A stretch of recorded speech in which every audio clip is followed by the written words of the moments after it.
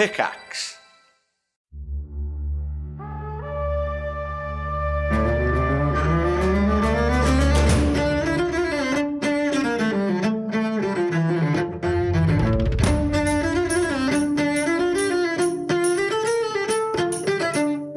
Thanks for dropping into the cast party. Join the cast and crew as they are trebucheted from their Hollywood film set into the crazy world of Dungeons and Dragons. And action!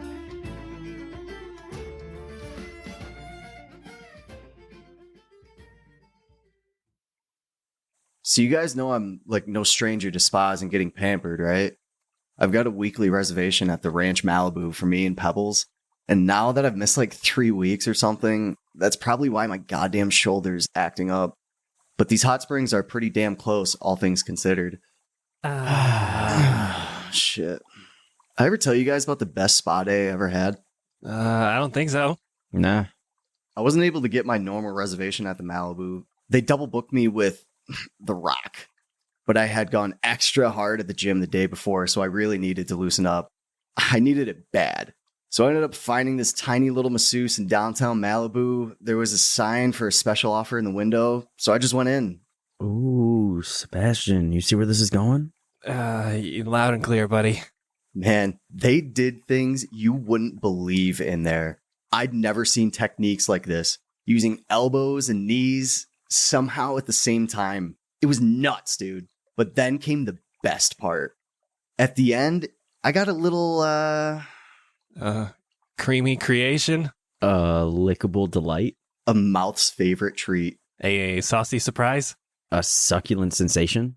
A deep and delectable dessert. A helpful handout?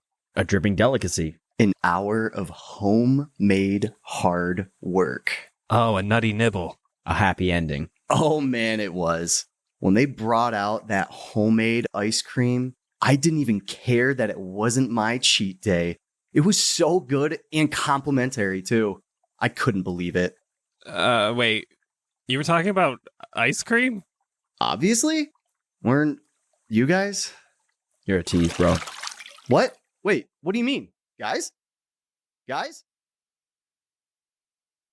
Have you ever wanted to watch an 80s-inspired Jett-themed workout series? Of course you have. Who doesn't want to see Jett in the smallest short shorts you've ever seen? Well, when we hit 150 members of the cast and crew, we will be filming our D&D-themed workout series, Sweat with Jett.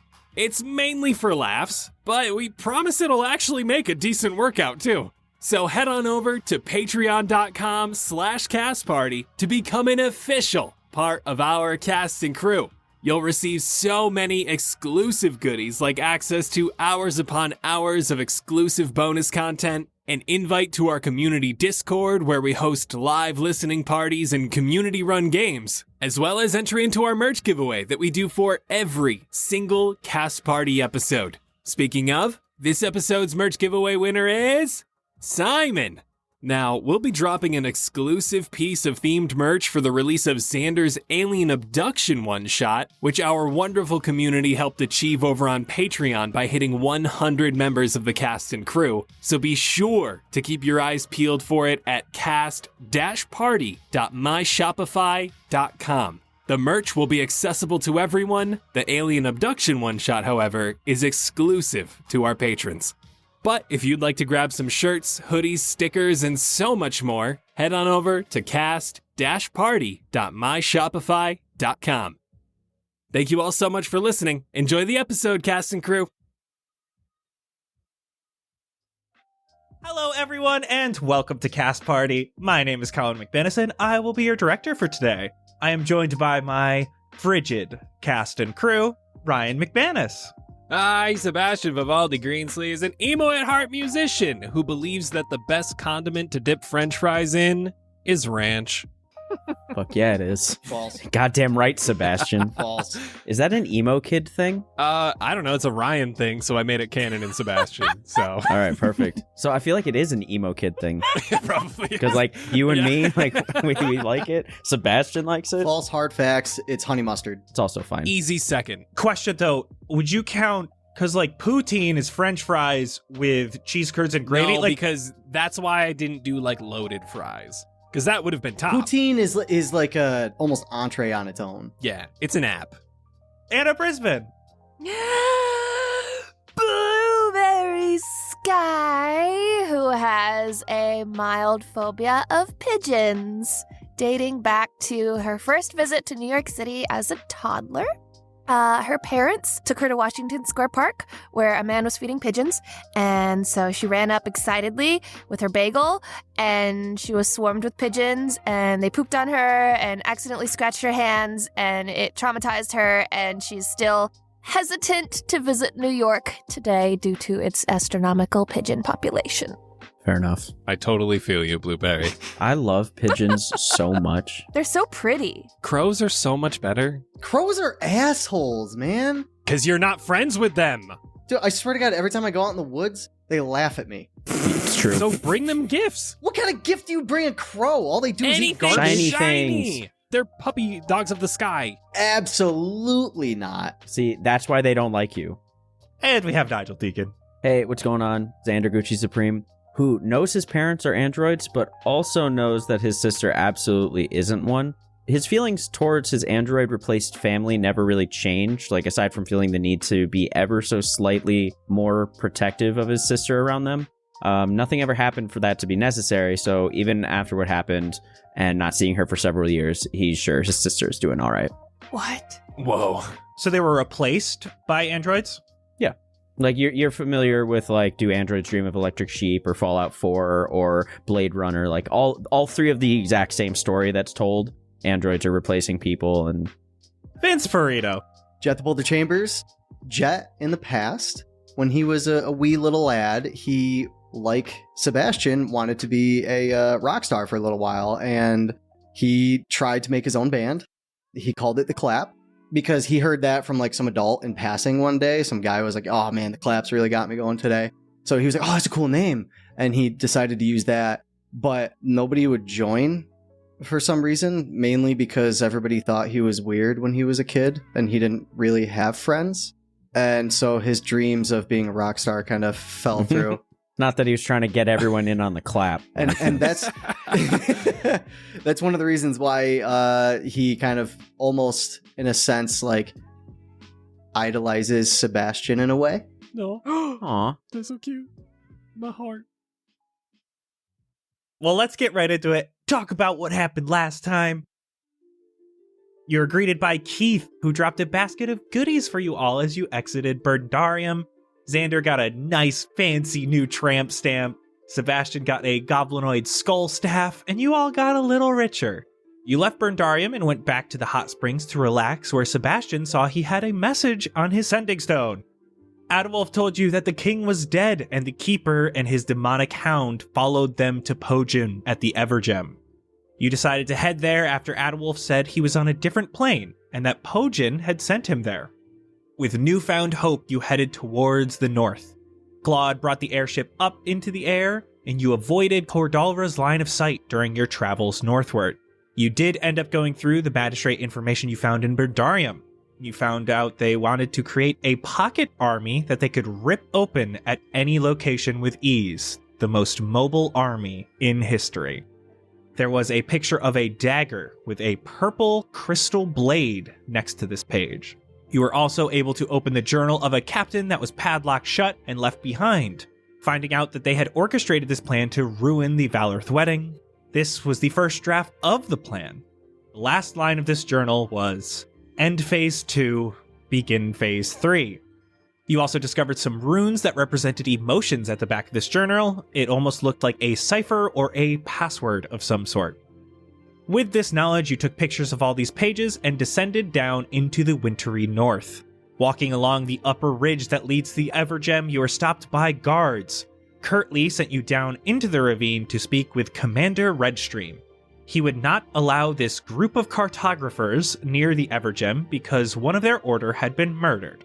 Pojin had been killed. Now you are in this ravine. A harsh wind blows some of the snow off the nearby cliffs, showering you all with freezing droplets. A small pigeon wearing a brown furry scarf, flies out from Commander Redstream's jacket and lands upon the hilt of his sword that is strapped to his back. And so the scene is set. The question is, what will you do next? I would like to stealth behind Jett. Okay, you're taking just a little step back. Uh-huh. Give me a stealth roll. 19. Oh. You feel like you are well hidden. Just from the pigeon. Jett is definitely in between you and the pigeon, as well as Commander Redstream. Did I already use the donut bag today? Yes, because you guys haven't taken a long rest yet. I think it is nighttime, though. It is very much nighttime. It is dark. All you're seeing is the glow from over the ridge from the Evergem. And so there's a bunch of different guards here. If you remember, Commander Redstream said one of his order had been murdered, so they don't want outsiders coming in right now. Well, first of all, sorry for your loss, bro. That's big sad. How did he die? How did he get murdered? Do you know who murdered him? I'm sorry, I'm asking this weird, but like, are you doing like an investigation right now? Y'all detectiving? Well, you see, we are investigating right now. We don't know who did it. Well, good news for you. We actually nightlight as detectives. Like we're a cartographer detective combo, and I have a hunch. That's a thing that detectives have. Your boy was actually taken out by the magistrate's hound. The magistrate's hound. So your hound. We're not the magistrate. What?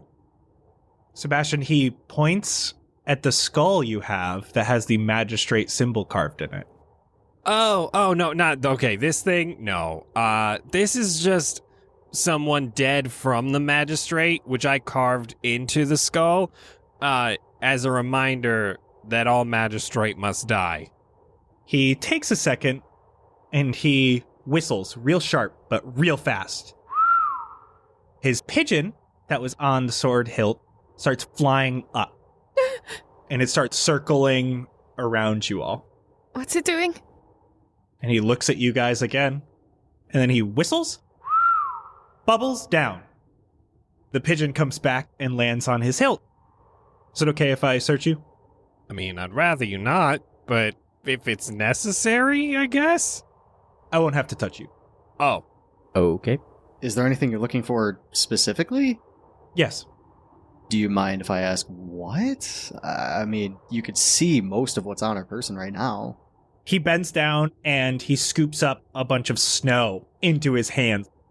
So is that a yes or? Yeah, you can search me. If you must. Yeah. He inhales real deep and he blows the snow at all of you. It expands in like this mist. You can see his eyes go from brown to light blue for just a second, and then they come down. Did you just x-ray me? I think he just x-rayed you. Does he know what an X-ray is? And he looks at you, Sebastian. In your head, you hear, "Not part of the magistrate." I'll reply back in his head. No, sir. Why did you really come here? To save a friend. Are they part of the destined? I don't know what that is. We are the destined. Hype fucking band name. Pojin was one of our own. That's who we came here to see. He's pretty good about keeping his face calm. And he says in your head, "You better hide that staff and any other magic you have. While we're here? There's a large magistrate presence at the Evergem." Okay. Is it okay if I tell everyone? We're all on the same page here, I promise. Yes. Is there a reason you two are staring so intensely at each other? Some of my snow got stuck on his shoulder. I was just waiting for it to fall off. I felt it, and I was... no, okay, I was going to come up with some kind of lie, but... why would I lie to you guys? Okay, so... here's the thing. Are you saying this aloud? Yeah, all of this aloud. What? What's going on? Are you both okay right now? I thought you said it was okay I could tell them. Not allowed. What? Not out loud. Oh, not out loud. It's allowed, but not out loud. Got it. Okay. Okay. ALOUD. Got it. Okay. Okay, I will bring out the sending stone. Who doesn't have a sending stone? Me. Okay. I'm gonna hike my jacket up and kind of cover it with my mouth and whisper into the sending stone. Okay, this is the best way I could do it, to where it would be in all of your heads. Hi, Blueberry. Hi, Xander. Someone's gonna have to inform Jett at some point. It's me. Okay, so there's like mad magistrate people here. He told me in my head, and we just gotta be careful. So like, Blueberry, make sure your staff's covered. I gotta hide this thing. And try not to use any of our magics. That's fine with Jett. He doesn't have magic anyway. Nerd. But someone should inform him of what's going on. Sounds good, boss. I'll slap Jett on the chest. Psst, no magic. What? Why are you guys staring at each other like this? What is going on? The sending stones. I don't have my phone on me. I know, that's why I said it to you out loud. Said what? No magic. Magic? I don't have any. Exactly. Whispered into the phone. I told you. Can I see one of your maps, please? Yeah, here. It's hand drawn by Xander. Takes it and he looks at it. He hands it back to you. One of you give me a deception check. It's gotta be either me or Sebastian, right? I said it was your map. Go for it. Oh, true. Yeah, True. yeah. 19. He hands it back to you, Xander. All right, I'll take you into Frost's End. He yells up to Curtly to come down and take his position as he starts walking you guys further through this ravine. As you guys are walking, it is very, very quiet. You're just hearing the wind blowing. Xander, in your head, you hear Commander Redstream. He's walking in front of you. He's not looking at you. Well-made map. I'll think back. Thanks, boss. We don't need you here for that. Good, because I'm not a great cartographer. I'm sure your friend told you, but no magic here. Oh, yeah. No. We have a good relationship with the magistrate. While they're doing that, I'm scouring through my bag just to find some sort of like tattered cloth that I can just wrap around the goblin's forehead like a bandana.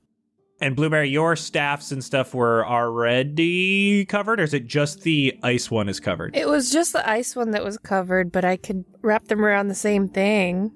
As we're walking, I want to go up to Blueberry and just ask her. So, like, when I pull my weapons out and like I put them on fire and stuff, do you think that's magic? Yeah. What about when like I touch people and they feel better? Yeah. But like, if I make people tell the truth? Yeah, definitely. So like anything I do is magic? Yeah. Xander, I do have magic! No, you don't. Like, I know that you had that one card trick that you showed me that was really cool, and I was like, what? But that's I know it's hand tricks, bro. It's not magic. It's hand tricks. You're doing some handy stuff, and that's it. You are an interesting bunch. You sound like you need a place to rest. That would be awesome. I'd definitely have snow in my shoe. Yeah. I mean, I feel a lot more energized right now than I usually do this time of night, but like, it'd be a good idea. I'm sure we can get you some extra tents for the night, and then we can speak in the morning. I can lead you to the foxhole, if you'd like, while we set you up with the combinations. Does it feel like he's leading us anywhere bad? Give me insight. That's an 11. It just seems like he's taking you to a place that he thinks you'll be safe, because he's got to do something with you. It's probably not smart for him to do that at nighttime when you guys are here and just showed up.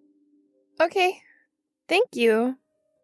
And so he keeps on continuing through. You guys have to, again, walk through this ravine. It curves to the west, and as you open up along this ravine, you can see ahead of you is a village in the snow. All of these buildings are covered with snow on their roofs. These buildings are pretty big. They're mostly made of different types of wood.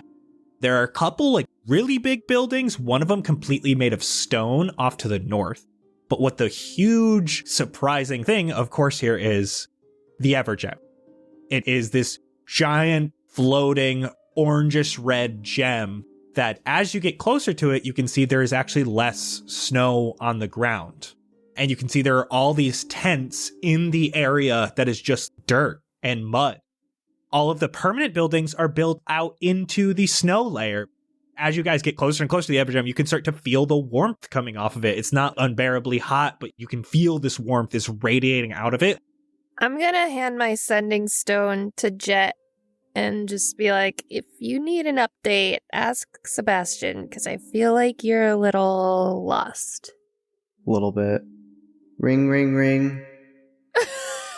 You just say ring, ring. They just hear you say ring, ring, ring. Hello? Oh, sorry, wrong number. Ring, ring, ring. Banana phone. There it is. Hi, buddy. I'm still here. Hi, Xander. I didn't know you were on the group call. I can't not be. Y'all are in my brain. So what's like going on right now?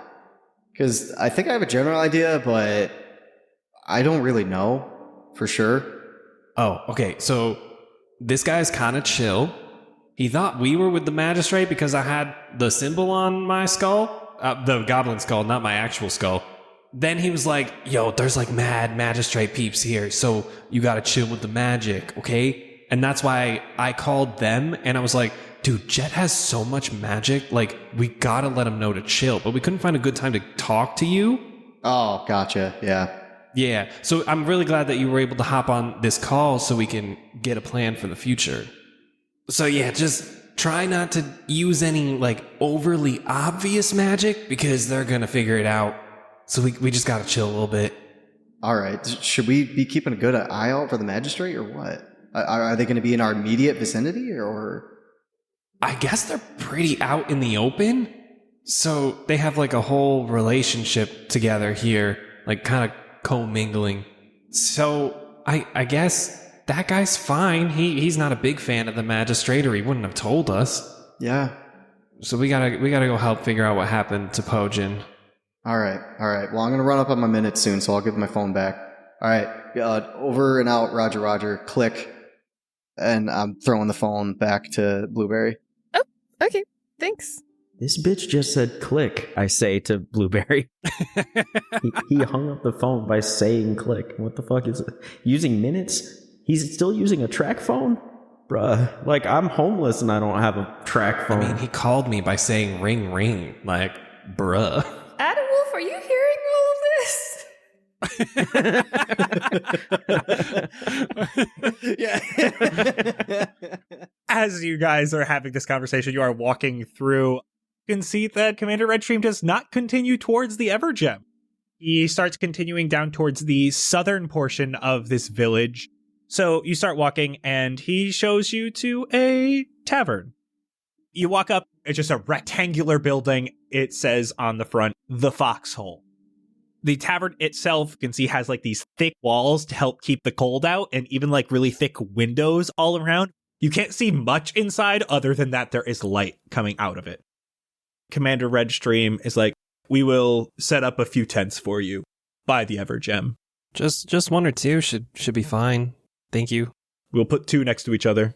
Appreciate you, boss. Sebastian, you trying to get foxed up? Sure. Yeah. Commander Redstream heads back off towards the northwest area. It's actually like the other end of the Evergem. There are two orcs that are currently right outside of the Foxhole. One is smoking a cigar outside, and they are covered in like different furs. Have we ever seen orcs before? You've seen half orcs. These are full orcs. You can see that their skin is less of like the bright green that you've seen before. It's more of like a dull green with like a bluish hue to it. Yo, those toothy boys are pretty dope looking. They're huge. Jett, arm wrestle one of them. Or both of them. You got two arms. At the same time, that'd be so hype. How could I do that? I'm right-handed. My left arm, I couldn't take the other one on. You could do it. You can double wrestle. Just double fist them boys, you know? Just come on. Oh, sorry, bro. That's like I can only fist so many people in one day, man. Hey, yo. Mr. and Mr. Sirs, we got a big boy here looking to arm wrestle you. I mean, it's like we don't have to. Like, there's not even a table to arm wrestle on nearby. There's lots of tables inside. Yes. We'll buy you a drink if you arm wrestle our boy. All right. If there's drinks involved, maybe. You get a drink if you win. I'll double it. Sick. All right, so we'll head in. As you're walking in, arm around you, Jett. Name's Varg. Varg? Oh, you're a mighty large gentleman, aren't you? Oh, see, you got some big arms too there. You work out or what? Every day. Oh, good. Yeah, I do too. It's been a little bit since my last workout, though. I've been a little busy. You're probably really tired from, working out all day today. So if you wanted to, take a break, we could just have a drink, It's just an arm wrestle. You won't get hurt. Jett, I found a table. Oh, yeah, perfect. Great, thanks. You can see that this place is super rowdy. There's one open table. And you can see Varg walks right over and puts the half a cigar back into his box. This was their table already, and they were just outside for a smoke. This place is one large open room. It is just a rectangle. It's not like there are guest rooms or a kitchen or anything. There are 3 different fireplaces in here, all burning hot. It actually feels quite warm and humid when you walk inside. Pretty rowdy with a group of mostly local orcs here. They're all dressed in their dark gray and brown furs. Even the bartender here is an orc. You can see that most of the orcs here are eating some sort of dark blue fish. And then there's also one larger woman who is eating a tentacle that must have been from something pretty big. It looks like they seem to cook over the fire here to serve the patrons. There is a bar off to one corner where you can see that only one person in here that is not an orc. She is a half-elven woman. She is wearing thick furs with decorative shoulder pads that attach a long cape that runs down the back of the bar stool. She has this long red hair that is currently tucked behind her ears. Even just seeing her from behind, that you can see that she is confident and beautiful. She has light but almost coppery skin that glows in the orange-red light from the flames that illuminate the bar. She is drinking from a pint glass and isn't talking with anyone right now, but the bartender seems to know her well. He catches her eye, she nods, and he pours another pint for her. He grabs a slab of ice from somewhere behind the counter and puts it onto the bar, and he uses it like a frozen coaster for her soon-to-be drink. Does anyone here look like they'd be with the magistrate? Give me perception. 17. You're doing a glance, you're not seeing any red handkerchiefs, you're not really seeing anyone who seems like they would be. As you kind of look around, you've never seen an orc with the magistrate before, or a half-orc even. The only one who possibly could be is probably this woman. But you don't see anything standing out from her right now that would suggest that she is. But Varg immediately brings Jett over, grabs the drink he's already drinking from, finishes it, and then hands the dirty glass to Sebastian. You'll need to hold this. I run and put it on the bar because I'm gonna whip Daisy out and sing a song to Jett to help him get in the mood. So I'll run over to the bar. I'll drop the pint off on the counter. I'll run back and I'll give Jett a nice little slap on the shoulder. This one's for you, buddy. You got this. Okay, As right? he says that, I grab him on both shoulders, and you can see I'm visibly sweating. Sebastian, what the hell, dude? We've never seen these things before. We don't know what they can do. I'm only so big. Well, they're huge, but that's why I'm here. I'm here to play you a song. It's okay. You got this. I'm gonna help. Sit down. Enjoy. And I flip Daisy around. Everybody! Trying to gather some sort of attention from the bar. There's a place off Hollywood Boulevard where I used to sit and play my guitar. I was 18 and Jett was alright, staying out late dreaming of you all night. I'm walking to the bar and clapping and just like, woo. That is advanced bardic inspiration for you, by the way. Sorry. Jett, as you finish watching Sebastian give this song, you turn around and Varg just finishes cracking all of his knuckles. I go into my same little warm-up routine where like I try to warm up my shoulder a little bit and you get a good in there, and then the other side, but it doesn't pop, and I like try harder and it doesn't work, and then I pop my thumbs. He puts his hand down across from you. Just a friendly game. It's just for an ale. Yeah. Just friends doing friendly friend things. And I throw my arm on the table, somewhat shaking. Give me athletics check. First roll with the new dice, and it's 23, baby! Let's go! Can I, cutting words, his wrestle? Yeah. What are you saying? As they go for like the big clasp, and I see him like start to struggle, I'm like, man, you're such a big dude. I thought this would be super easy. You're just making this feel awkward. You can see he like starts to take over Jett for just a moment, and you say that, and he shoots his eyes at you almost angrily. Jett, you're able to take it just a moment later and push his hand. Jett, you would have failed if Sebastian did not cutting words that. Oh, Damn. Did I win? I did it? Guys, I'd stand up, throw my arms in there. I did it! Woo, go Jett! As the orc is like kind of chilling there, I want to go over. I'm like, I am so sorry if that was insensitive. I just wanted to come apologize. Can I get you a drink? I'm sorry. Is this your first time? Yeah. Just to frost Xander and all of the Arctic. What? Wow. That was good. What now? Okay, 2 drinks for you. I'll be right back. Are you getting Jett a drink, Sebastian? I only have 2 hands. Okay, so you're getting 2 for Varg? Yeah, we're homies now. Yeah, he starts shooting the shit with you guys. I'm at the bar getting the other 6 drinks. While I'm ordering the 6 drinks, because I'm over there, I'm going to interact with the half-elf. You can see that she has just finished her 1 pint. She sets it off to the side, grabs the other one, and she starts sipping it as you sit down next to her.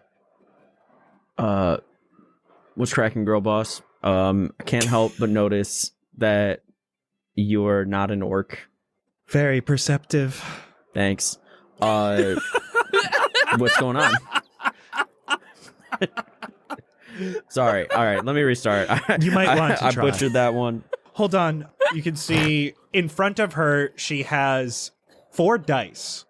A D12, a D8, a D6, and a D4. And she rolls the D6. You have 4 first tries. That's number 1. Whoa. All right, so my name is Xander.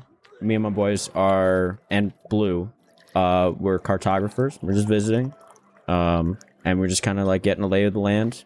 And I don't know if we made a great first impression with the orcs so far. So I'm just covering all our bases. That's a dope cape.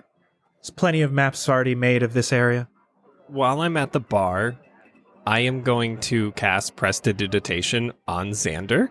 I'm grabbing my drinks and I look over and I see him start chatting her up. And I am going to make him smell like his favorite Gucci cologne. Sebastian, as you look over, you get a look at this woman. She looks a lot like a person you're very familiar with, who you've looked at for hours and hours on end. Not exactly like it, but just enough. She's got these freckles just above her nose and under her eyes. She's got really soft face. She very much resembles Halsey. Oh. Whoa. I already cast it on him. And I gotta respect dibs. Damn it, Xander. She turns around, looks at you, Xander, and you can see she has a magistrate necklace on.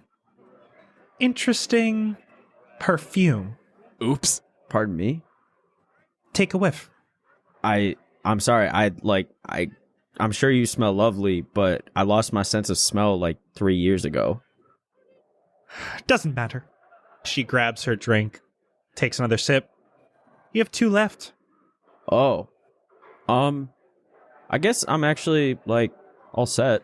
I was just kind of, like, wanting to introduce myself to you and let you know, like, we're here. We're just hanging out. We're new in town. If you have any, like, need any help with any jobs or anything, need any maps made, I'm the best in the region. Are you here to join the Destined? No. What is that? Religious fanatics. Oh, interesting. In a previous career, I was interested in that sort of thing, like more like learning about it, not exactly joining it. I had a cousin that got involved with this one, and they just got like really hung up in it. And so I joined too, so that I could see like what he was doing, make sure he got out okay. It was all just like a money thing, so I got out of that pretty quick. It was tough. They based all their shit on mountains, which is wild. What were we talking about? Oh yeah, no, sorry, my bad. I'm not here for that. No, like we're here to map things out. Wanted to see the Evergem because like it's a tourist attraction, right? Yes, very exciting. Floating gem. I mean, it's not like they're everywhere, right? Why are you here? Stationed here for now. You know, you look kind of familiar. We haven't met before, right? She looks at you, kind of up and down. If this is your first time at the Evergem, I doubt it. Been here a long while. Oh, damn. Well, that's chilly. That sucks. But I'm gonna get back to the homies. I got these drinks. Oh, wait, okay. Are you with the magistrate? Is that what I'm saying? Like, oh, obviously, because you're stationed here. I'm stupid. My bad. All right, peace. I'm gonna grab the 6 drinks. Traverse back to the fam. If you need anything, you let us know. She's with the magistrate. Halsey's with the magistrate. What? Halsey. Oh, that's a problem. I did magic just all over you, my dude. Is that you, bitch? I mean, it smells delicious, but I had to lie and say I don't have noses. I can't smell. I just wanted you to have a taste of home. Smell of home? Whatever. You were the one that told us not to do magic. I forgot! And did you tell her your name? Well, I guess Sebastian sang Jett's name pretty loudly. I was celebrating his glorious win. My dude did so good. Well, hopefully she doesn't know about us. Speaking of my win, I haven't got my drink yet. Yes, you did. I just handed it to you. No, from our bro over here. I said I would get you a drink if you won. I don't like it. Fine, I'll drink it then. Fine. Varg, you want another drink? Here, drink the one that Jett doesn't want. Fine, I'll get my own. And I get up and go to the bar. I don't know what his problem is. Anyway, she's been stationed up here a while, so I did say my name, but I don't think she knows anything. Okay. Does it feel like she's watching us? Give me perception. Jett, you're up at the bar. Give me perception as well. Oh, I keep rolling crap. 15. 16. Jett, you do see, now that you're over there, Blueberry, you see this as well. Jett, as you're up there, you get the bartender's attention, and you can see she pulls out a notebook of some sort. And it looks like she's reading through it, and then she begins writing something. At the end of it, flips to like the very last open page, and she writes something on the corner of a page and rips it off. I'll just be hanging out at the bar, kind of taking a sip out of my mug, and notice that out of the corner of my eye, and I'll just say, if you're trying to give me your number, I'm not interested, and I'll just go back to my drink. S tier opener, honestly. Damn, like negging? Oh my god. She looks over to you, Jett. Men are fucking idiots. She doesn't even know what he means. Yeah, what number? Yeah, what number? She just hands you a 6? Like, Immediately, I turn in her direction. I'm just like, you are absolutely right. I never seem to understand them in any sort of aspect. She takes another sip of her drink. You can see as she puts it down, it sounds like it's done. The bartender, you can see, is kind of trying to catch her eye, and she just pushes the pint forward and doesn't look at him. She shoots a glance over at you, Jett. Not worth my time. She stands up. As she walks out, Xander, she walks to you and puts a folded up piece of paper in front of you. You only needed 3. And continues walking out. Hey, my boy got a number. A number? The fuck is that? Oh, damn. You're welcome. I feel like Blueberry and Sebastian are both like over my shoulder. Like, Yeah, oh yeah. It reads like an address, and it says knock 3 times. Fascinating. Is that like booty call instructions? Those are numbers. This was not my goal. I'm going to let everyone know here right now. I was not trying to pick up this woman. I was just kind of like, I don't know, I needed to know what was going on. We got to be like investigative. That's what detectives do. Honestly, that's kind of how you have to be sometimes, is like not even really trying, just being. Damn, you're right. While Blueberry's talking, I'm writing that down in my lyrics journal. Because God knows Sebastian needs it. I'm running back to the table after we see her leave and just throwing my arm over Xander's shoulder and saying like, what's her number? Did you text her yet? Did you call her? Dog, we don't have phones. You called a rock a phone. Also, call her? Gross.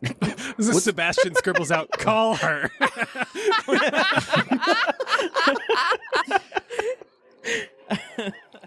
Buddy, I'm so proud of you. This is the first number you've gotten since we've been here. Xander, have you ever had a girlfriend? Xander, do you have a girlfriend? Are you married? Do you have kids? Are you straight? Are you? Are you? Are you? Are you? Are you? Varg chimes in.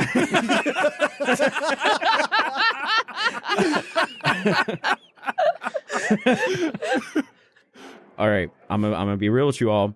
I'm so used to being on the side that's asking questions. I'm feeling a little overwhelmed by all y'all asking me questions all at once.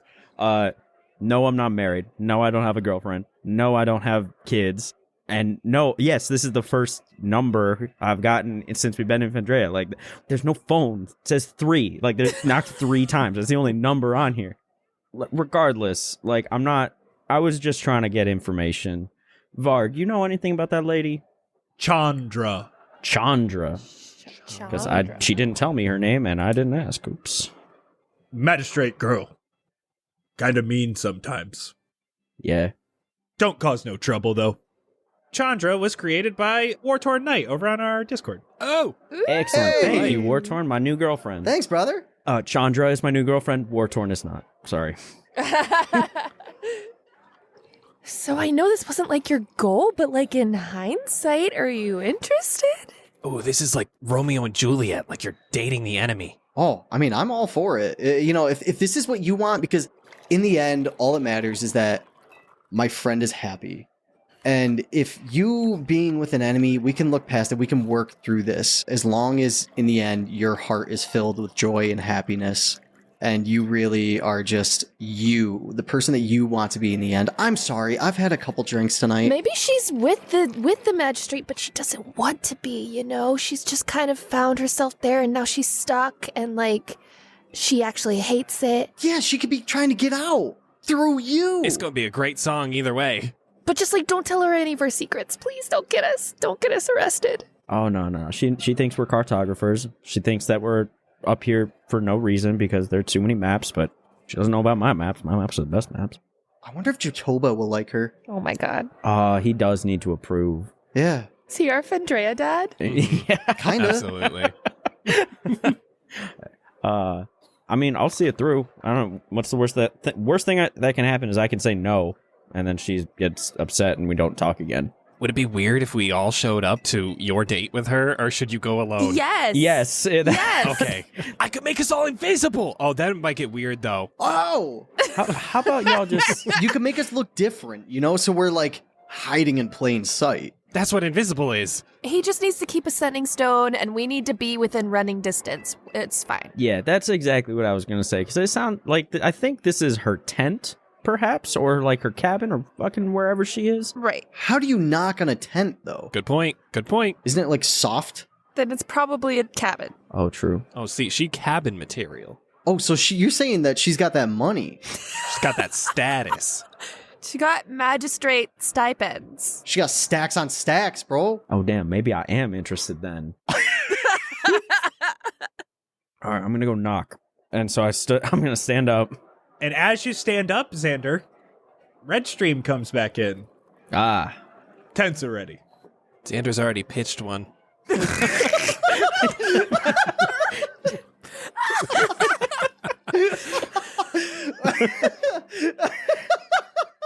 Sorry. here, all of the tents are basically the same. Other than one tent, which looks weird. It's a pretty big, it's octagonal instead of like your normal tent shape or circular, like a lot of the other ones. It looks like it's tall, and it looks like it's made out of these like really well-made animal skins. But Commander Redstream takes you past that and shows you two relatively small tents can easily fit 2 people each.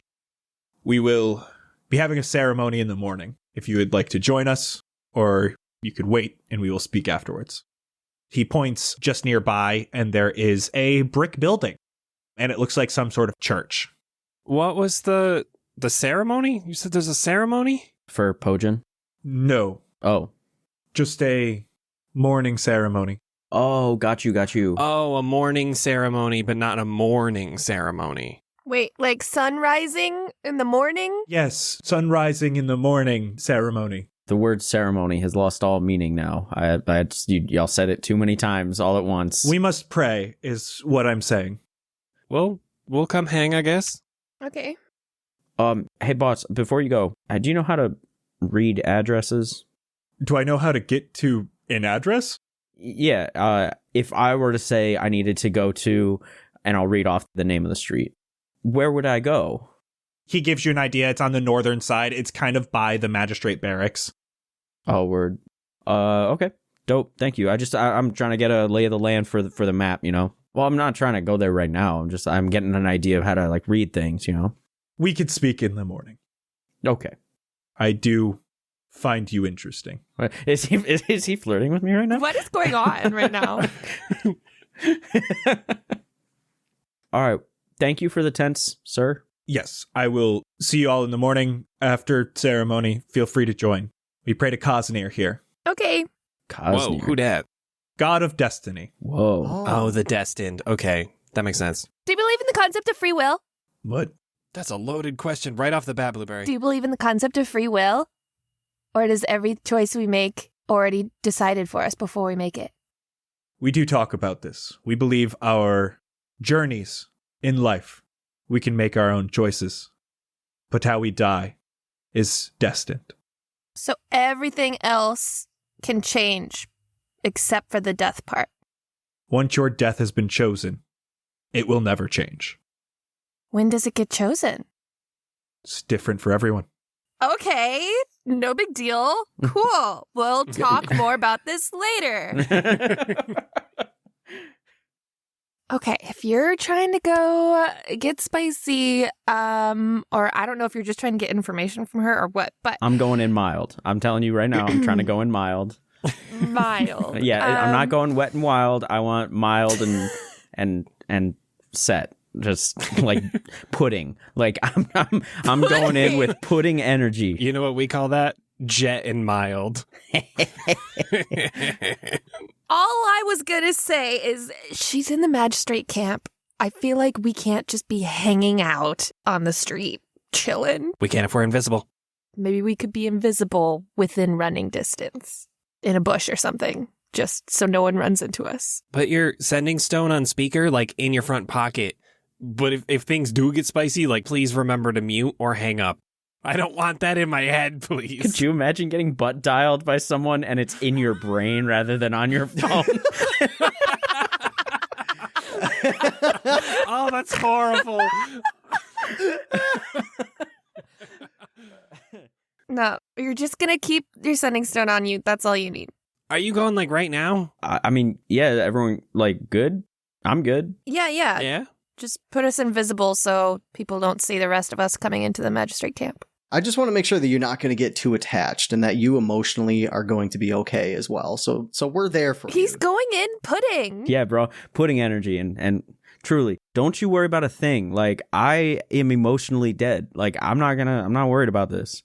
All right, I'm casting invisibility at 4th level. Goddamn. Whoa. With my hand on Blueberry's shoulder and my hand on Jett's shoulder. Okay, so this only lasts an hour. Are you able to cast it again after an hour? Yeah, I can probably do it one more time before I get a little too sleepy. Okay, if you're in there more than 2 hours, we might have to leave. Xander, how the fuck do you last 2 hours? Guys, pudding. Like, I'm not. I'm just saying, maybe don't spend the night. Okay, let's go. So, Sebastian, you are casting the invisibility now? Yeah, I wouldn't want to do it and risk being outside the tent and someone possibly seeing, so I would do it now. Are you bringing all your stuff with you and everything? I would assume so. I feel like the three of us would, except for Xander. I'd have my, like, 2 of my daggers. The glass one and the bejeweled one. Where's Nomura? Invisible, just around. Is he going in with you or is he staying with us? No, he'll be outside, because then he can, like, slap Jett to let you know. Hey, yo, Nomura's just gonna, like, bother you if something's going wrong, like, in a more aggressive way. So things are always going wrong, is what you're saying. Only to you. This time he'll like, poke Sebastian, like, pretty hard. Okay. You guys gotta be sure to keep the communication to, like, limited whispers while we're out there. Oh, right. And someone remind me, I'm not good at keeping track of time, so if it gets close to, like, an hour-ish, someone let me know. Yeah. I think you'll feel it. I feel like I feel when my spells are about to run out. Yeah, it might start to, like, trickle down, so I think it'll be good to just kind of, do it again. I'm also gonna cast Pass Without a Trace so that we don't leave tracks in the snow and stuff. Oh, Smart. good call. Oh, yo. Let's say I do that right before I go invisible. Are you putting Xander in that as well? No, do not. No. Because I should have tracks in the snow. You head over. You can not even hear them behind you. It almost feels like you're walking completely alone. You are able to find this pretty small-ish building. It is right near the magistrate barracks that is off to the northern side. It's 1 story. It's got a main door on it. Doesn't look like there's anything too exciting about it. There is some lights on inside, like some torches lit up. Okay. I will knock 3 times on the door. We find a place out of the way, maybe like 30 feet from the door or something, out of the way of the walkway, to just hide and wait. There's lots of windows. We could always, like, creep around the side, too, if we want to, like, really snoop. Is that weird? That feels weird. No, we're not snooping. How many windows are there, though? We could all take one, maybe? No, we're not. We're just staying like 30 feet from the door, not snooping. Hey, guys, before we go in, shut the fuck up. I'm trying to focus here. Oh, okay, sorry. Xander, you walk up. A moment later. Come. Puts 2 fingers and gestures you forward. Okay. Oh, damn. Look at this hallway. Hey, what's up? There's a door just right off of this hallway. She walks into the door. Looks like a kitchen of sorts. She's got a carafe of wine on this large table, and she starts pouring 2 decently sized glasses and starts taking a sip of one as she hands over the other. Does anything smell nefarious about this wine? Give me perception for smell. 17. Smells like good wine, Hell yeah. but doesn't smell like anything too wrong. And you can see that she just poured it from the same carafe and she's already drinking hers. It's a pleasure to meet you. I'll take a sip. What's your name? Chandra, what's with the shirt? It's Gucci. What? It's like a brand. You know how, like, blacksmiths usually have, like, a particular style that is, like, unique to them because they want to have, like, their own, like, little personal flair on there? It's like a shirt brand did that. So you just got it made from someone named Gucci? Yeah, no, it's my man Gucci. He hooked me up with it. You just wear it all the time? Since I got here, I washed it recently. There was a hot spring, so, like, it's clean. So, like, what do you do? Cartography and detective work and travel. How about you? Detective? You're here to figure out what happened to that guy? Yeah, I mean, like, we're here to help. It's not why we came up here, but figured while we were around. I want to know too. So you said you were up here for a hot minute. Like, you've been here how long? Like, several years? Several months? decades. Decades? Damn. I've been able to leave every once in a while, but this is where I've been stationed. So, like, what's your what sort of stuff do you have to do here? Well, the Evergem, pretty strong magical force. None of our detection works here. She walks over. Underneath this table is a small set of drawers, and she opens up what you know to be one of these little black boxes that has the black orb in it that you've seen before. You can see she holds it with both hands, points directly to the Evergem. It's hard to detect mages out here. She puts it back into the box and closes it. Makes a lot of sense with like such a huge source of, I presume, magic. It's like having a compass near a magnet. It's a good way to put it. Thanks. So like, are you guys here to find out like what's powering the Evergem, like where it gets the magic from, or is it more like just making sure mages don't come around here to like do something to it? Well, the rest of the magistrate is here. Make sure it's protected. Make sure no one tries to use its abilities. I've been tasked with the other portion. Finding the mages here. This would be a good place to hide. I'm a mage slayer after all. Got you. That's dope. How'd you get into that line of work? Magistrate found me when I was young. Brought me in. Taught me. And you can see she takes another big swig of her wine. I will also sip. And while I'm sipping, I will think to the others, she's a mage slayer. She just said that's her title. It's her occupation. She slays the mages. Do you need us to get you out of here? We could make an emergency call. No, I'm fine. I'm still drinking. It's fine. Everything's good. But just letting you guys know, she slays mages. She was captured as a child and raised into slaying mages. That's fucked up. Like, this is all she knows. It's a very long sip that I'm taking to do this. Bastion, why do you look so worried? The chick in there, she slays mages. That's like her legit title. Jesus. We're good. Shh. But I guess he's good. He doesn't need us to save him yet. I think he still wants to smash. Okay. So we're gonna let him go for a little bit until he gives us the signal. Xander, what's the signal? I think the signal is help. Yep, they can't hear me, so I don't need like a specific signal. It can just be help. In Sebastian's phone, I'm going to whisper, "Good luck with the smashing." As I come down from the sip, I'm you sip so slowly. From where I come from, I am known as a sommelier. So I take long sips to let it aerate in the mouth, and then I get to experience all the flavors. Since I lost my sense of smell, like I gotta focus all on the tongue, you know? Oh, he's really gonna get it.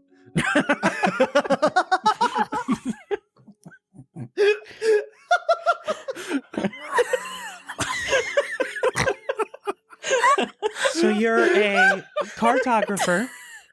Fuck, I can't even.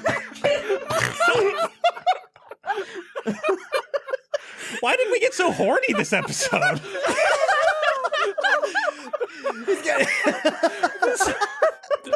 Yeah. Oh God. Okay. All right. Okay. Fuck. Go ahead, tell her more about your tongue.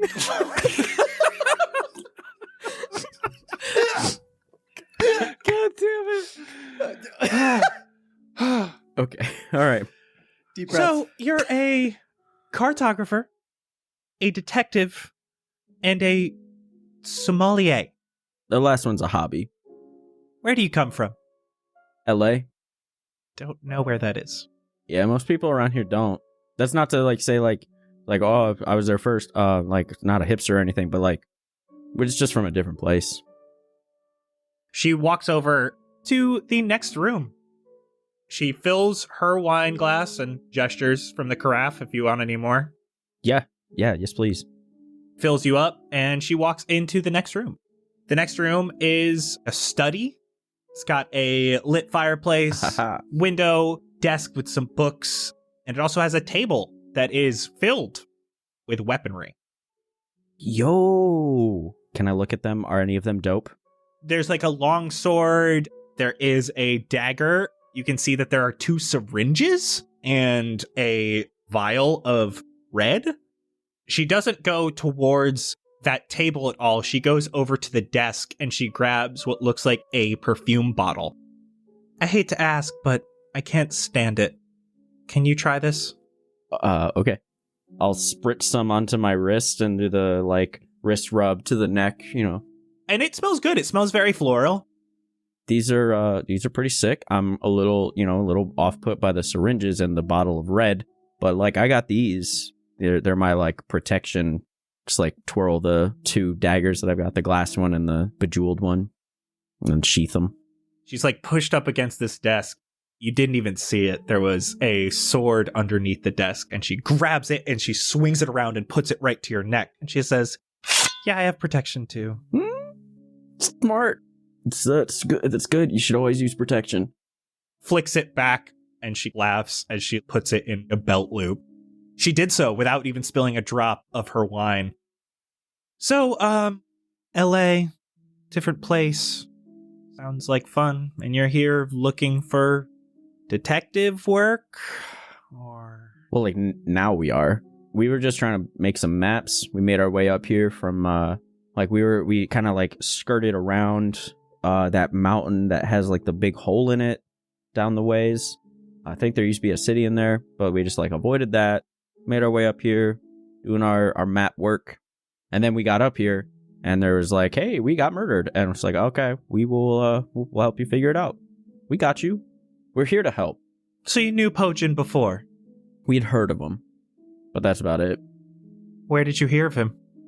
We spent some time with the Queen. We heard like an old story about him. He's like a doctor or something. Because I found out I failed my mission. And she takes another big sip. Like you were supposed to kill him? Found out he was a very powerful mage. Oh shit. Really? Played pyramid against him. Never even knew. Damn. I guess if you were like someone that uses magic, this is a good place to hide. You gonna take me to the bedroom yet? She puts the empty glass on the desk. You know what? It's actually getting a little late. I don't have a good way to say no to that. So, for now, I'll call you. Are you not interested? Or? Just not right away. I'm kind of old-fashioned. Like, I don't know, I just, I'm not the type to just, like, jump right into things. But I didn't want you to think that I wasn't, like, fully uninterested, you know?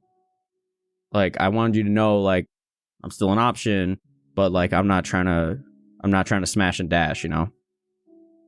Well, if you're not interested now, do you have to leave? You can still talk. I'm, okay, yeah, you right. You like daggers? I do. Yeah, I actually have a really cool one. You can throw it and it'll come back to you. Yo, that's kind of, this one kind of does that too, sort of. That's so cool. If you show me yours, I'll show you mine. Yeah, let's see it. Let's see it. Comes back to you? Yeah, just and like I'll pull it out. And she goes over and she opens the window that's in this room. Go ahead. I will throw the glass dagger through the window. And it shatters. You see a big puff of snow, and then it reappears in the sheath. Huh? Kind of cool. Yeah. Okay. Boomerang. It's in here. And she walks over and she opens this last door. It does indeed look like a bedroom. I promise I'm not trying to weird you out. It's I got you. No worries. Like I said, I have these hidden all over the place, and she like pulls a different dagger out from under the table that's next to her. She puts it down. So, you're okay, right? Yeah, I'm good. And she walks into the room. Why you got 2 beds? Xander, give me a perception check as you're walking in. Dirty 20? Give me an investigation check. And I'll explain in just a moment. Ooh, another dirty 20. Xander, before you enter this room, you see that as she's walking in, she hugs the doorway a little more than you'd expect. It's almost like she didn't put her foot down right inside the doorway. You look down and you can see that there is some sort of remnants of some sort of magic on the ground right in front of this door. Hey, yo, you got a vacuum? She grabs a dagger and she goes, "What?" You got some like stuff on the floor down here. You should just be able to kick that with your shoe. And Xander, your investigation check, you can see through this illusion. It looks like a coiled up piece of rope. Like it is some sort of snare. Interesting. Okay. I'm going to quickly, in my brain, to them say, not in danger yet. Be on alert. Window to your right. What does that mean? And I will just try and sidestep the illusion, same way she did. Jett, he said that he's not in danger yet, but just be ready. Whatever that means. Where? What do you mean? Where is he? I don't even know where he is. He got to the bedroom. Don't know if that's good. Bedroom? Okay. Do we look through the window? Does he want us to look I don't know through? if it's the bedroom. We probably shouldn't look in, but he said be ready just in case. So, like, just be ready to jump and smash through that window. Okay. I'll sneak my way over and line myself up to the window, and at Sebastian or Blueberries say I'll jump through the window. I'll let you know. Yeah. Okay, Xander, where are you stepping? So as I'm stepping in, I'm gonna try and mimic what she did, but like ultimately I'm kind of like sidling up against the wall and just doing like a weird entry where I'm like slinking around the corner. Yeah, you're able to do so. Mechanically, this is 5 foot by 5 foot, but it is a small snare. It's easy to just to like make sure your foot doesn't step in it, especially now that you can see it. It does look a little awkward, which is kind of why you saw it in the first place, because she had to step over it. I need you to make an athletics or an acrobatics check. It is your choice. It's gonna be acrobatics. 9. Xander, you are looking at Chandra, and all of a sudden, from invisibility, a man pushes you onto the trap. Oh. The shove action does indeed go through, as he got a 15 on his strength check. Everyone go ahead and roll initiative. Oh my god. Do I have time to say help? Xander, before that, give me a dexterity saving throw. So while he's saying help, does that mean that like Sebastian automatically or Blueberry is telling me to jump through the window? Yeah, I was gonna give you a spark in front of your face with prestidigitation and just be like, go. Okay. I got 8. Whoa. Xander, you get pushed right onto this trap. Your foot lands right in the middle of this coiled rope as it shoots up to the sky into the ceiling, and it hoists you upside down 3 feet off the ground. You are currently restrained. See, I knew you having 2 beds was just too weird. Now I see you got your boo in here, and like, He's my brother. I'm not judging. You're really not good at hiding, are you? I guess not. But my maps are still dope. Finger guns.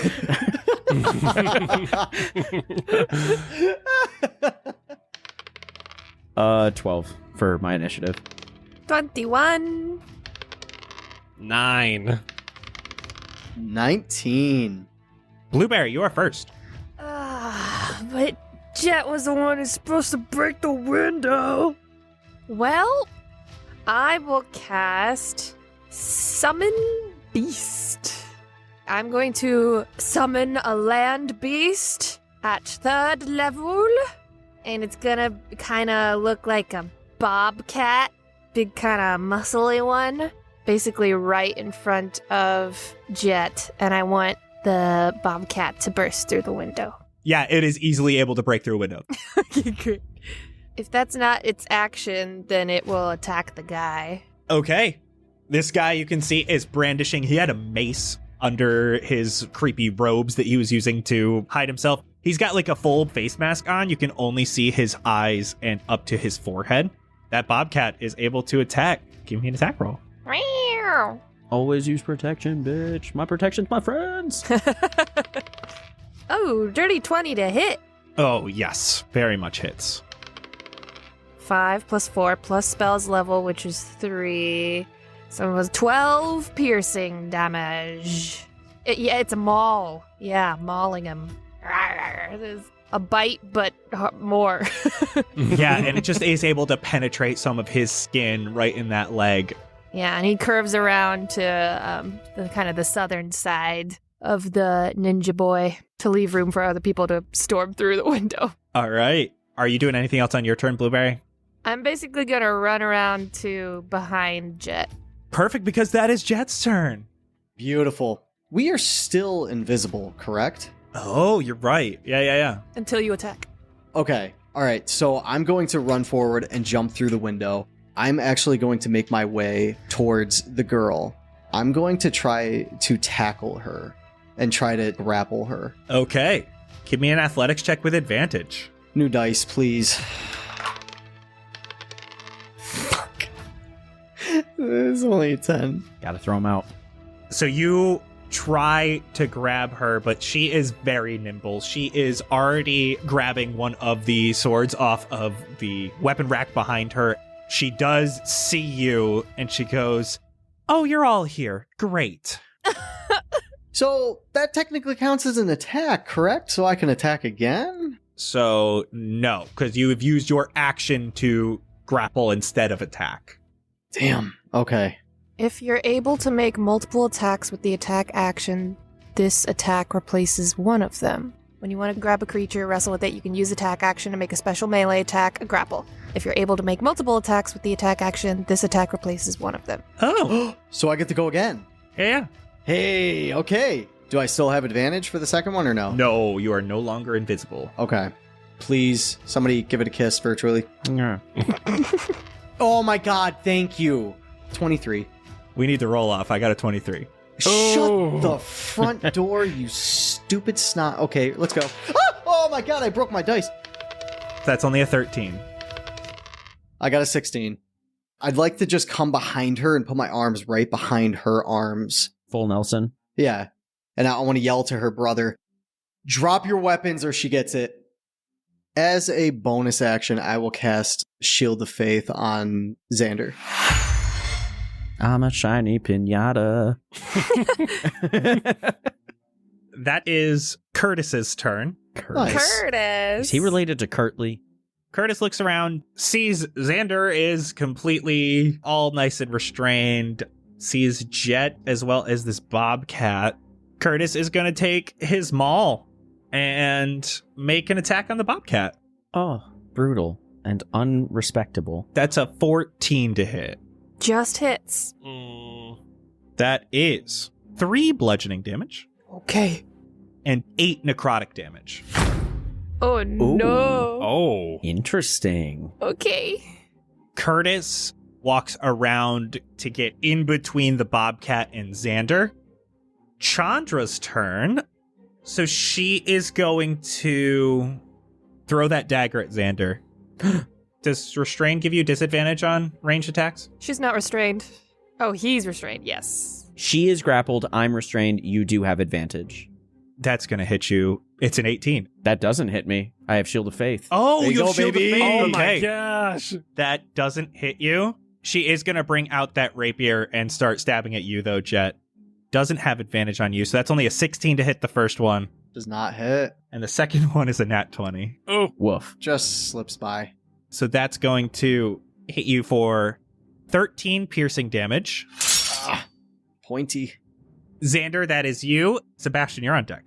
I should just try and get out of the restraint, which is I have disadvantage on that roll, but it's a dex check, right? Dex saving throw, yeah. Dexterity saving throws. Actually, let me rethink that ever so slightly. I am just going to, while I'm up here, I'll just use Toll the Dead on the brother. It's a 15 wisdom. He did pass. He got a 15. Bummer. As a bonus action, I would like to shove him into the wall with my telekinetic shove. Oh, what? It's with Mage Hand. Hype. So I can push him up to 5 feet away. Wow. He's got to make a strength save of 15. 10. He fails and gets pushed, I guess, back to where he was. I'm actually going to push him to that same spot that he was in, so that now he's visible from the window from like further away. Perfect. You push him a little bit further away from you. And now that he leaves my zone, can I attack him with a reaction? Go ahead. I got disadvantage on it. So Normally, no, but I'm just being nice. I'm going to tell you right now, I failed. At best, got a 14. That hits. Oh. Oh. Then I will stick him real quick with the jeweled dagger. 5 damage. Yeah, you're able to get a little slice out of him before he leaves your range. Yeah, this pinata fights back, bitch. Sebastian, you are up. Blueberry, you are on deck. Seeing Jett run in and hearing him say, like, drop your weapons and all that stuff, and then seeing the homie just run forward and then get blasted back into the window, I'm gonna run, jump through the window, run right up to Curtis. I want to cast Bestow Curse on him. Oh, great. Basically, I have my crossbow out and I want to run up behind him and kind of just kick him in the back of the knee and like buckle him while trying to be somewhat threatening with like the crossbow in his face. So you have to succeed on a wisdom save of 16. He did pass. Dang it. Bummer. Well, now I just look really weird and awkward. I'm going to take 5 steps back. He can try to swing at me if he wants to. He's going to swing that mace around and see if he can hit you. Yeah, I don't want to be that close. 13 to hit. That does not hit. I'm going to look at Xander with my bonus action and give him some bardic inspiration. God damn it, you're the best looking pinata I've ever seen. Thanks, bro. And I'm going to hide behind the bed. Blueberry, you're up. Jett, you're on deck. I'm gonna say, damn it, Sebastian, my bobcat has pack tactics. He's better at attacking if a friend is near the foe. Okay, I didn't know, I'm sorry. now you know. I'm gonna tell my bobcat to try to get rid of that ninja's sword thing. And Bobcat is gonna try to disarm Curtis. But technically Bobcat is size small, so he has advantage on his contesting athletics or acrobatics. I got a 9. And I got a 16! So he's got that big mace. He just swung around at Sebastian. He missed. The Bobcat's able to just knock it down out of his hand. Am I able to get through the window even with Sebastian standing in front of it? Yeah. You do a tuck and roll over him, like you dive over. Do a little tuck and roll off the bed that he's next to. I'm gonna pick up the mace, and then I'm going to Misty step back out. Oh, wow. shit. You run up, you just grab, and then you just disappear, and you're back outside. Technically, I still have an action. Is there anything I can do? Oh, no, I already cast a spell, so... no, I can't really do anything, so I guess I'll take the dodge action. Jett, you are up. While I'm just holding her with both my arms, I'm going to let one arm go and try to basically knock her out by punching her in the back of the head. Give me an attack roll. 15. That does not hit her. Once your arm comes off, she immediately starts thrashing to try to get out of your grasp. And it's hard to make that contact. Okay. So in return, I will put my arm back and then I'll kind of like push her forward a little bit and then pull her back and try to knee her in the back. Give me another unarmed strike. 12! 12 doesn't do it. Is that the end of your turn, Jett? Yeah, that's it. That is Curtis's turn. Can another creature like attempt to help you from a grapple? Yeah. So he's going to take an opportunity attack from the Bobcat as he walks over to Chandra. Yeah, it would. 22 to hit. 11. Piercing. Chomp. Yeah, you're able to get out of that calf as he starts running away. And he comes around. He doesn't have his mace on him right now, so he just tries to get in between you two. He's going to use a strength check to get Chandra out. That is a natural 19 plus 0. 12. He is able to push you two apart. He looks at you, Jett. tries to make eye contact with you as he starts backing up again. So he is leaving your range if you'd like to take an opportunity attack. Yes, I would. Give me that attack roll. 18. Nice. 18 hits. Beautiful. Ooh, that's 14 damage. You clock him right in the face. You hear a crunch as blood flies everywhere. Ooh. Oh, I do not want to kill him. I do. That is Chandra's turn. Runs over to Xander, sword out, and goes for the stab. I'm so sorry, Xander. That is a natural 20. Whatever. You're not going to be saying that in a minute. Nah, I'll be fine. That's 9 piercing damage. Because she was able to perfume you, you are her prey. Oh, what the fuck? So she gets an extra 3d6 on this attack from her Slayer's prey. Oh my Damn. god. Oh All my right. god. So that is 9 more piercing damage from the weapon. Okay. But that gets doubled. And then she also gets her sneak attack for this round. Oh, no. Oh. So that is 14 more d6. Oh. 14 d6? 14 d6 ended up being 45 more magical piercing damage. Oh my Holy God. shit, Wait. I will cutting words part of that sneak attack damage. Holy fuck. I'm just gonna look at her and say, you're gonna have to try harder than that to get the candy out, bitch. Roll your cutting words. You need to cut 5, please. Give or take, if it was an exact number, I would say it was almost 5. I'm so sorry. I got a 1. That's okay. Okay, well, I'm down. So Xander is unconscious, hanging from this rope You weren't even that hot anyway.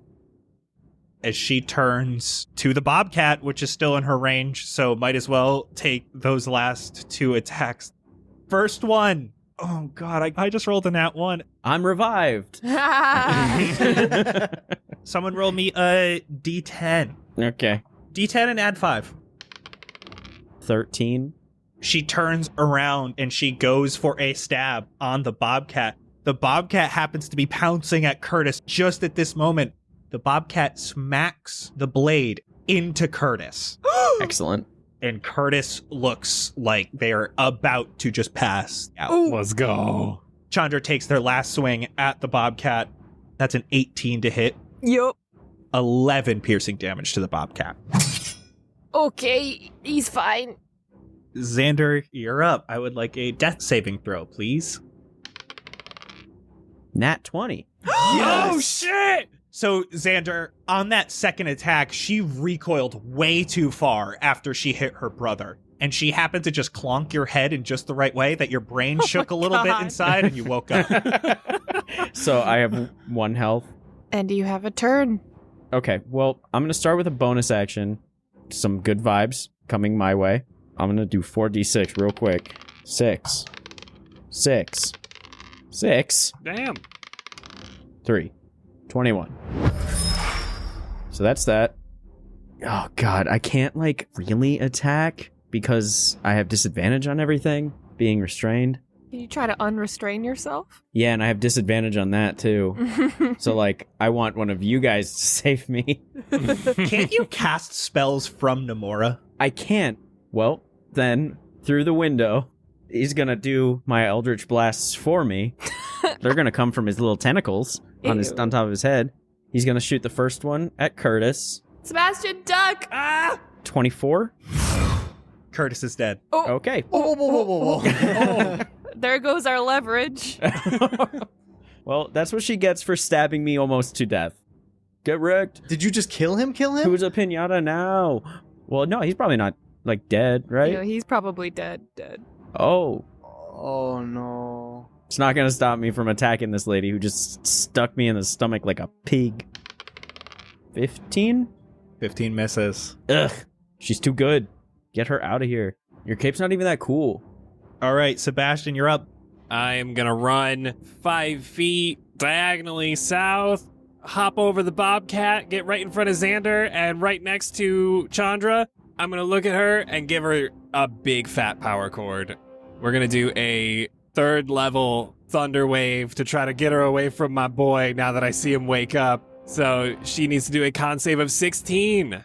I just crit. Jesus! That's okay. You still get hit, but you don't get pushed. Dang it. That's what I wanted. I wanted the push. 13, so half to 6 of thunder damage. That's it for me. Dang it. I should have just cut down Xander. That's Blueberry's turn. Jett, you're on deck. I am going to run back into the cabin, run around my bobcat, around Sebastian. Basically, Sebastian is between me and Chandra now, and I'm going to try to release Xander from this thing. I don't know if I could just try to, cut the rope at the top, or I don't know, figure it out. It's an intelligence/arcana check Oh, God. Okay. against the spell save. I brain real good. Let's do this. That's a 3. I'm more snared than I was before. Yep. For my bonus action, I will cast Healing Word at the 3rd level on Xander. Oh, great. This is so low. Okay, 9 hit points. Hey, that's beautiful. I ain't never gonna hit a pinata again. PETA wins this round. And then my Bobcat's gonna maul her with advantage because pack tactics. I learned, Blueberry. Thank you. 21 to hit. Very much hits. That is 15 piercing damage. You're able to skewer her a little bit with one of those big teeth. Yeah, I do want to clarify, this is like a bestial spirit, so it's not as tangible if you're trying to imagine this. It's a little sparkly, a little transparent. Jett, that is you. Now that I'm not grappling her anymore, I will grab my shield. I'm going to run 10 feet south and then another 5 feet west. And just from her flank, we'll try to take a swing at her.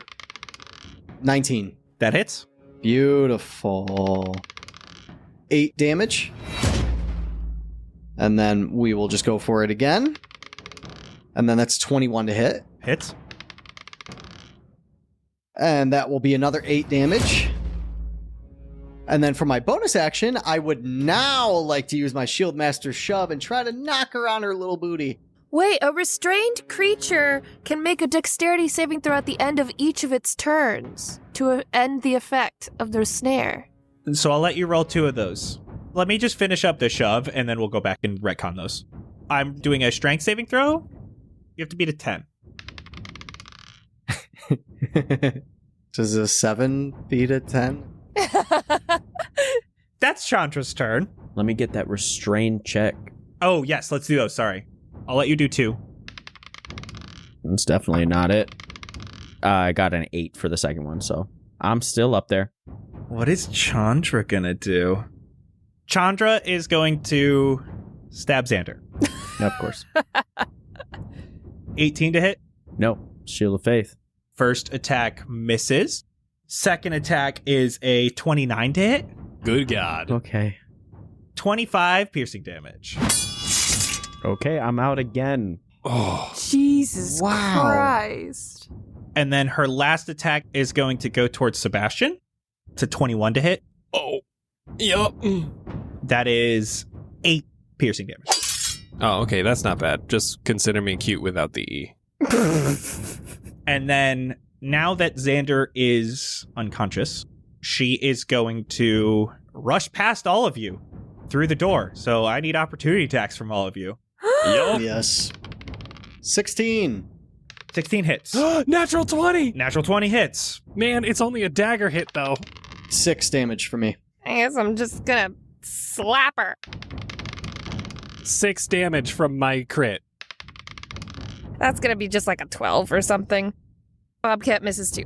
So she's able to get into the next room. Blueberry, from where you are, you can see that she grabs a syringe off the table. Oh no. And then she begins running down the hallway No! towards the front of the building. Bitch, you come here. Xander, death saving throw, please. Come on, let's get another nat 20, please. It was a 10. That's a pass. Sebastian, you're up. Blueberry, you're on deck. I see her run out, and I get a little stab in, like, on her side as she's running, but she's just so fucking quick. And I look back at Jett, and I reach out my hand, and I say, do you fucking trust me? I mean, you know it. Grab on. Grabbing. I'm casting Dimension Door on both of us. You have to teleport both of us to the front door with Jett in front of me. What? So, Jett, you are directly in front of me, blocking the front door. Holy shit. Okay. You blink out of existence as you touch my hand, and we pop up just right in the hallway. What the fuck? Okay, where are we? I didn't think that would actually work. God, Okay. what did you do? I don't know, but go get him. I'm gonna just pat him on the back, give him like a playful like shove forward, and give him my last thing of Bardic Inspiration. I'll turn and see her running towards us and just stand at the ready with my shield in front of me. Whew. Blueberry, you're up. Jett, you're on deck. Blueberry, you saw her run down the hallway, which you kind of saw earlier, and Sebastian and Jett disappeared. Oh my god. Okay. Action. I'm going to cast Cure Wounds at a 3rd level on Xander. Ooh, 20 hit points. Oh, jeez, I've gotten the pinata experience twice over. Jesus Christ, I want to get down. And I'm sorry, I'm gonna have to leave you here. Bye! Okay, bye. Wait, what? And then I'm gonna try to squeeze into the door to her right, the room that we have not been in. Yes, you have not been in here yet. Pop the door open.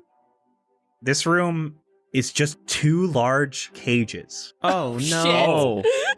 Neither of them full right now, but it looks like you could easily keep someone in there. Cool. And I'm going to bonus action wild shape into a giant constrictor snake, Oh, Ooh. God. which is a huge beast, so I'm really filling up this room. Oh, he did. Oh, God! Is your head gonna fit through the door? We'll see. Blueberry, is there anything else you gotta do? Well, Bobcat would chase her for sure. It would come around behind her and chomp, and I'm there to give it advantage. Natural 20! Ooh, let's go, cat. Ooh! 18 piercing. Wait, more than that. Hold on. That's 14, then 18, plus the spell's level. 21 piercing damage. Dang. The bobcat, it's just going right for her legs. Well, I was chomping those calves. It would go boop right into the next room to the left of her. The one opening we left open is just a hanging man. Yep. Jett, you are up. With her facing me, I guess I'll just continue to walk forward with my shield in front of me, holding my hammer behind me. I'll cast Searing Smite. I'll slowly make my way up to her as she's fighting both the snake and the bobcat, I suppose. You guys are in a long hallway right now. She's in the middle of it. There's 2 doors on either side. One is being blocked by a gigantic snake. One is being blocked by a bobcat. You guys are at the front now, and Xander's in the back. We're casting that at 2nd level as well. 15 to hit. That does not hit. Ooh. You do have Bardic Inspiration.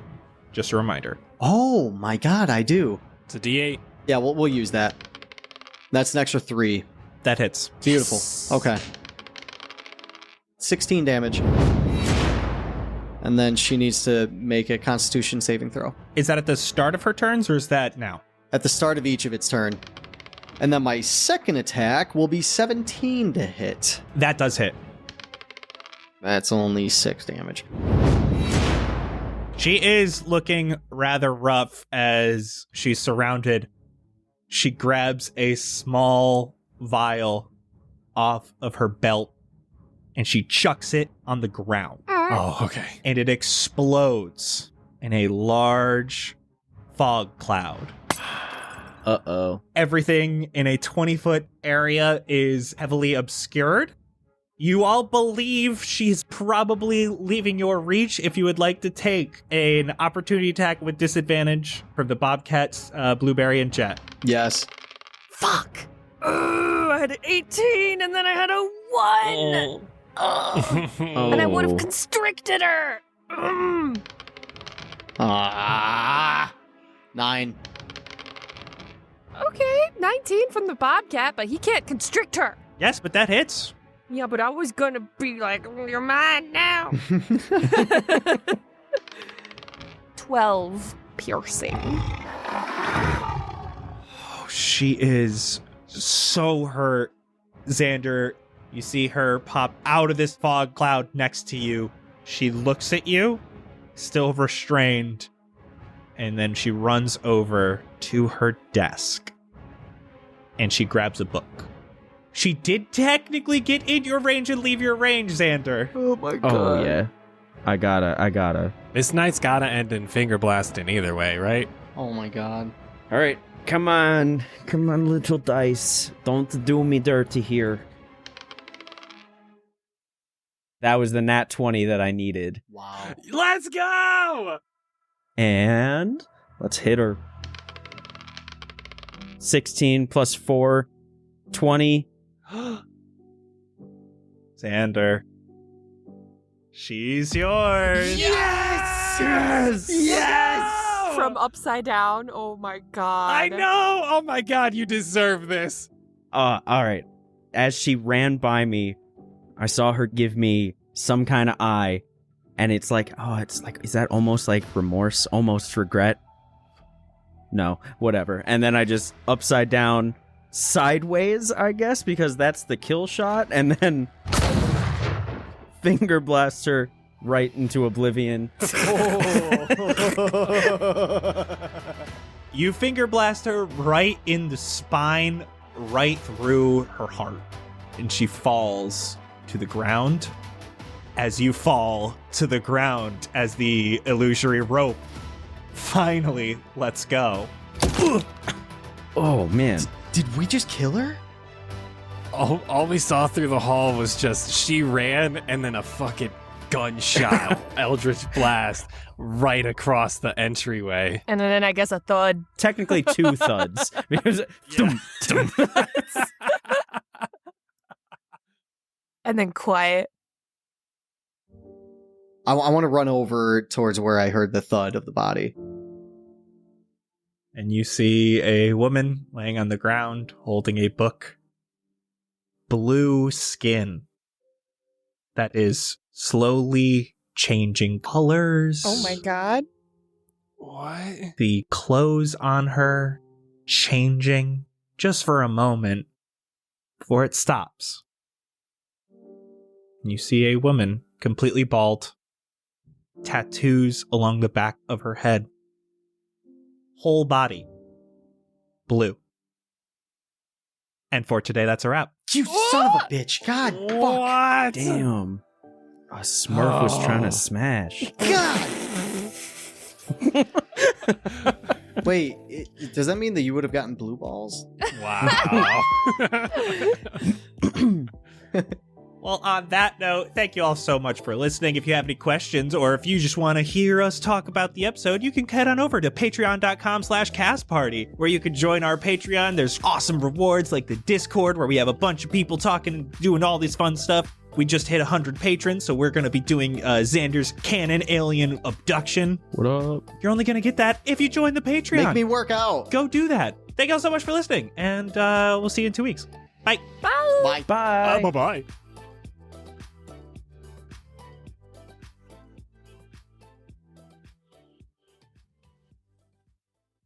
Where'd Sebastian go? I accidentally deleted myself. Oh, wow. I'm sorry. I was going to wait for my turn. No, he just made himself invisible. That's it. The true invisible. Okay, so one time we were on tour with the Saints of Love somewhere in New York, Michigan or something, and all of a sudden our merch guy Sid wakes us all up in the freaking van and says his shoe is on fire. So we're all just baffled at how this could have possibly happened. Well, turns out Ortorn Knight lent him his Jesky Fire branded lighter, and he wanted to see if he could melt the top off of one of his Jeff the Milkman chocolate milk bottles, right? Well, obviously he succeeded, and some of the hot plastic dropped onto his new shoes. So, of course, he tried to burn the plastic off of his shoes so it didn't harden and ruin them. And, yeah, as you can tell, that didn't really work out. Thank God Eric 5 just stocked up on water at the last gas station, but now we've got to make a stop at the next Dubwards, which is our favorite gas station, to refill our supply, so I guess it's not too bad. Speaking of, I think Ash still owes me a pack of Twizzlers. Yeah. Him and Sean de Jesus tried to glue as many of them together as they could and tried to jump rope with mine. I mean, honestly, it was kind of worth it because Lord Asselberg filmed the whole thing and got some hilarious clips for the gram. And I swear, Isaweek has like the best job as our social media manager because like he just gets to edit all the funniest stuff. But, oh well. Either way, we made it to the show and the opener, Lady Lorax, freaking killed it. Like, I swear Lexi basically crowd surfed the entire time until their set ended. And oh, the best part of that whole show, I finally got to hang out with Ari. They were the freaking coolest. It was so incredibly awesome to finally meet them in person.